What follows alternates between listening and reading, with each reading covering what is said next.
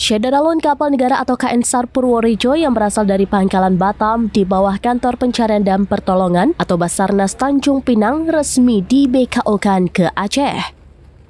Kapal tersebut ditugaskan untuk mendrop personel sekaligus membawa logistik guna membantu penanganan bencana banjir yang melanda sejumlah kabupaten di Aceh. Kasih Sumber Daya Kantor Pencarian dan Pertolongan Kelas A Banda Aceh, Eko Supriyanto, mengatakan saat ini pihaknya tengah melakukan pengisian bahan bakar dan air di Pelabuhan Ulele. Selain itu, kapal juga mengangkut berbagai bantuan dari pemerintah dan masyarakat yang disalurkan melalui Badan Penanggulangan Bencana Aceh atau BPBA. Logistik tersebut nantinya akan dibawa menuju Pelabuhan Krunggekeh Loksmawe sebelum didistribusikan ke daerah-daerah terdampak banjir. Yang kami bawa ini berupa beras, Indomie, terus perlengkapan yang lainnya. Termasuk juga kami nanti ini akan ada 3 ambulan beserta medis, termasuk 1 mobil tangki air yang kita bawa ke sana.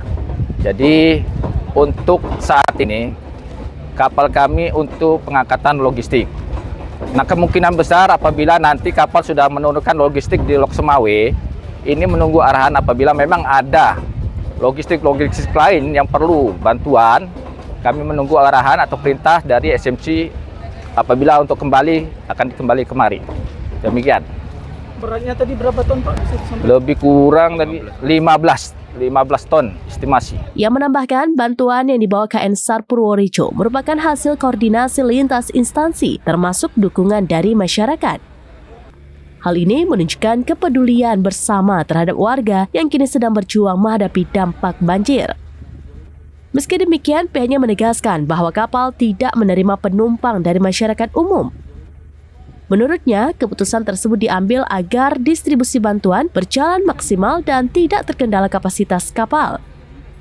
Dengan demikian, seluruh logistik yang sudah dipersiapkan dapat segera sampai ke tangan warga yang membutuhkan. Dari Banda Aceh, Sarah Masroni, serampinews.com.